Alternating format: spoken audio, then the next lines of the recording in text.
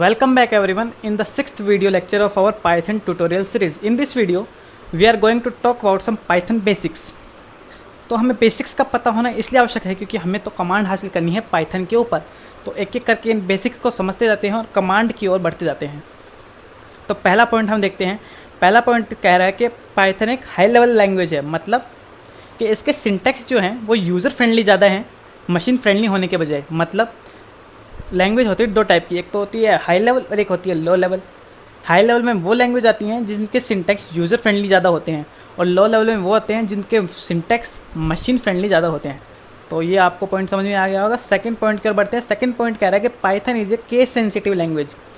तो case sensitive का मतलब ये है कि इसमें आप स्मॉल लेटर और कैपिटल लेटर इन दोनों में डिफरेंस बताती है। मतलब ये डिफरेंस करती है कि स्मॉल लेटर्स को अलग मानेगी, कैपिटल लेटर आपने यूज़ कर लिया तो उसको अलग मानने लग जाएगी। तो इसका एग्जांपल ये है, जैसे आपने लिखा प्रिंट और आपने कर दिया हेलो प्रिंट, और दूसरी लाइन में आपने पी कैपिटल लिख दिया और फिर आप प्रिंट करा रहे हैं। तो ये देखते हैं क्या आउटपुट देने वाले हैं। तो पहले वाला प्रिंट फंक्शन जो कि असली था, जिसमें स्मॉल केस में था सब कुछ, जो कि पाइथन में बताया गया उसकी डेफिनेशन, तो उससे तो प्रिंट हो गया हेलो। और जबकि दूसरा वाला जिसमें हमने कर दिया था पी को कैपिटल, तो उसमें ये दे रहा है नेम एरर। मतलब ये प्रिंट क्या है ये पाइथन को नहीं पता। तो इससे आपको समझ में आ गया होगा केस सेंसिटिव होना क्या होता है। Third point is saying that Python have simple syntaxes. मतलब पाइथन के सिंटैक्स सिंपल हैं अदर लैंग्वेज के कंपैरिजन में। अब आप देखेंगे कि आपको समझ लो कोई स्ट्रिंग प्रिंट करानी है तो उसका फंक्शन क्या है भाई, तो उसका सिंपल सा फंक्शन है प्रिंट। अगर आपको इनपुट लेना है तो उसका सिंटैक्स क्या है भाई, तो उसका सिंपल सा सिंटैक्स है इनपुट। तो मतलब इसके सिंटैक्स बाकी लैंग्वेज के कंपैरिजन में तो सिंपल हैं ही। फोर्थ पॉइंट देखते हैं हम। फोर्थ पॉइंट कह रहा है कि उप्स कॉन्सेप्ट, मतलब पाइथन उप्स कॉन्सेप्ट यूज़ करती है। Python is a object oriented programming.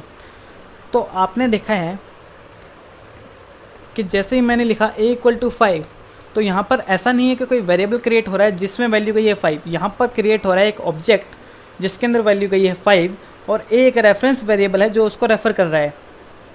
तो ऐसे ही पाइथन में सब कुछ ऑब्जेक्ट है, तो इसलिए ये ऑब्जेक्ट ओरिएंटेड लैंग्वेज है। फिफ्थ पॉइंट की ओर बढ़ते हैं। फिफ्थ पॉइंट कह रहा है कि Python is dynamically typed language. मतलब इसका जो टाइप है वेरिएबल्स का वो रन टाइम पे डिसाइड होता है। तो ये बात भी बिल्कुल सही है। जैसे मैंने लिखा a = 5, तो यहाँ पर मैंने इसका कोई टाइप नहीं बताया कि इंटीजर टाइप की वैल्यू लेगा a, या फिर ये स्ट्रिंग टाइप की वैल्यू लेगा, या फ्लोट टाइप की वैल्यू लेगा। ये सब कुछ होगा रन टाइम पे। ये किस पे बेस करेगा, ये बेस करेगा कि इसके अंदर कैसी वैल्यू है। अगर इसके अंदर कोई इंटीजर टाइप की वैल्यू होगी तो ये इंटीजर टाइप का ऑब्जेक्ट क्रिएट हो जाएगा। अगर स्ट्रिंग टाइप की होगी तो स्ट्रिंग टाइप का ऑब्जेक्ट क्रिएट हो जाएगा। अगर फ्लोटिंग टाइप की होगी तो एक फ्लोटिंग टाइप का ऑब्जेक्ट क्रिएट होने वाले हैं। ठीक है, तो आगे बढ़ते हैं अब छठे पॉइंट की ओर।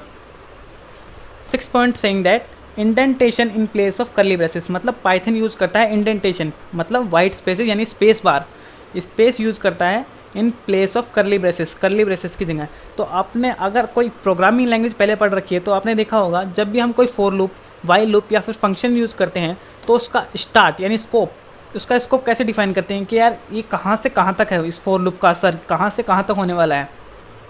तो हम कर्ली ब्रेसेस लगाते थे, ओपन करते थे कर्ली ब्रेसेस को, वहाँ से स्टार्ट होता था उसका स्कोप, और जहाँ तक हमने क्लोज़ नहीं किया या फिर जहाँ हम क्लोज़ कर देते हैं वहाँ तक रहता था।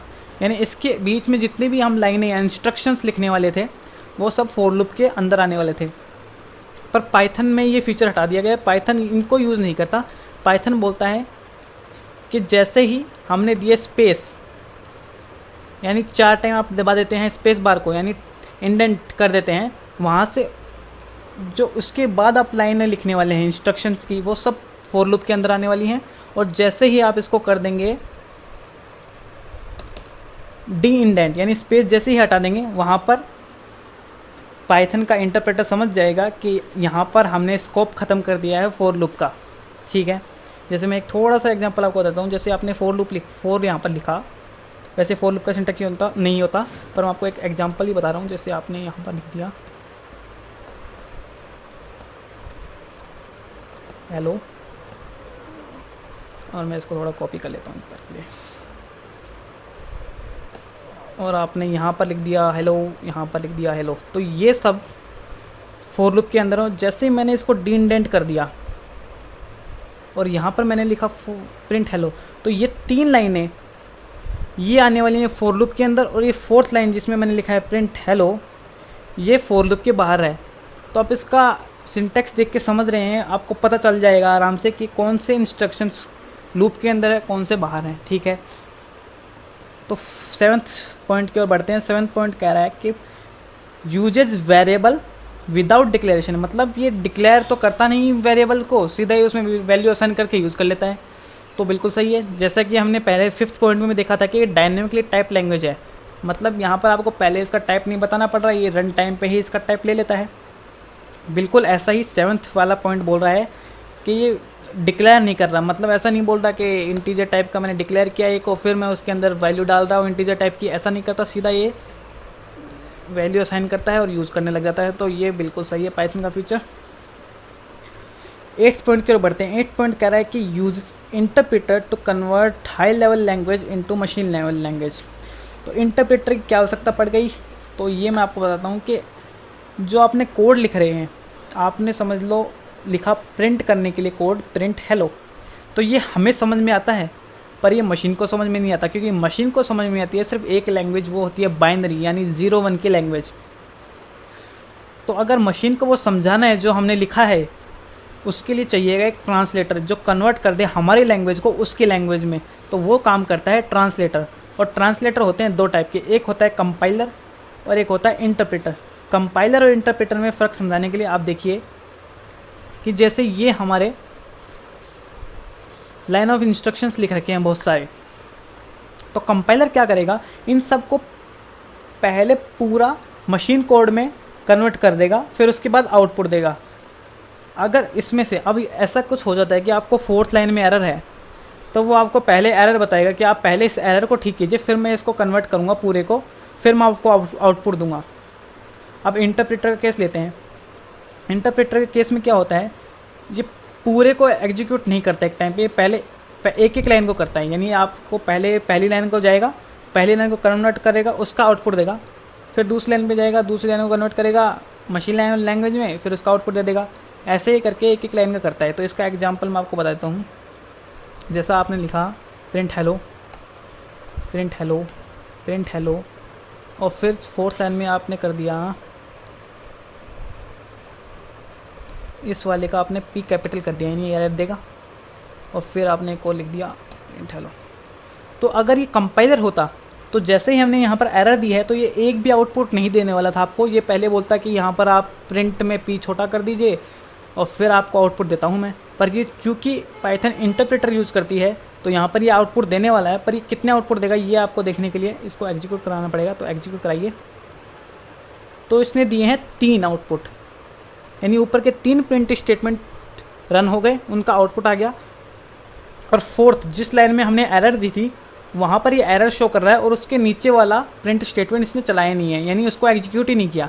तो मतलब इंटरप्रेटर क्या करता है, जहाँ तक आपका कोड सही जा रहा है ये कन्वर्ट करता जाएगा, उसको आउटपुट देता जाएगा, और जहाँ पर आपने कोड में कोई एरर दे दी वहाँ पर वो एग्जीक्यूशन रोक देगा और आपको बोलेगा पहले इस लाइन को ठीक कीजिए फिर मैं आगे जाऊँगा। तो ये इंटरप्रेटर का काम है। तो ठीक है, आपको समझ गया होंगे कि इंटरप्रेटर और कंपाइलर में क्या डिफरेंस है। अब हम यूज़ करते हैं, अब हम जाते हैं 9th पॉइंट पे। 9th पॉइंट कह रहा है कि पाइथन प्लेटफॉर्म इंडिपेंडेंट है, मतलब इसको कोई मतलब नहीं कि आप कोई मैक यूज़ कर रहे हैं, आप लिनक्स यूज़ कर रहे हैं या आप विंडोज़ यूज़ कर रहे हैं, इसमें कोई परेशानी नहीं होने वाली, ये हर प्लेटफॉर्म पे चलने वाला है। अब 10th पॉइंट की तरफ जा रहे हैं। 10th पॉइंट कह रहा है कि ये मल्टी पैराडाइगम लैंग्वेज है, मतलब procedural oriented plus OOPs oriented, मतलब इसमें आप पूरा कोड फंक्शन को यूज़ करके बना सकते हैं और क्लासेस को यूज़ करके बना सकते हैं। अगर आपने सी पढ़ रखी है तो आपको पता होगा सी में हम क्लास यूज़ नहीं कर सकते, सिर्फ फंक्शंस को यूज़ करके बना सकते हैं।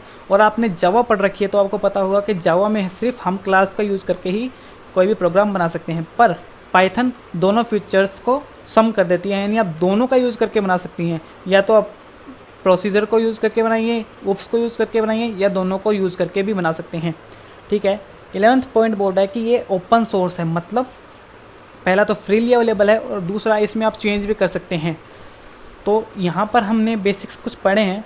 तो अगर आपको ये वीडियो पसंद आया है तो लाइक कीजिए प्लीज़ एंड सब्सक्राइब कीजिए चैनल को। आज की वीडियो के लिए इतना ही, थैंक यू।